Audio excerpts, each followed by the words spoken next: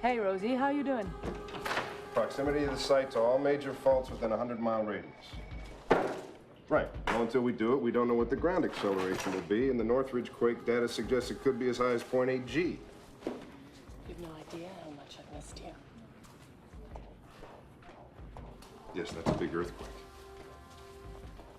No. No, I can't be there this afternoon. I have to go to Utah on the dam project.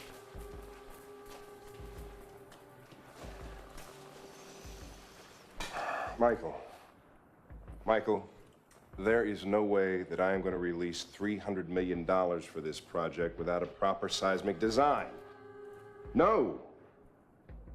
No, absolutely not. No.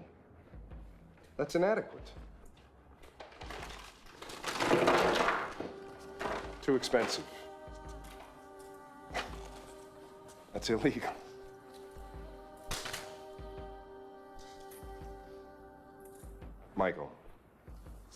Michael, that isn't our problem.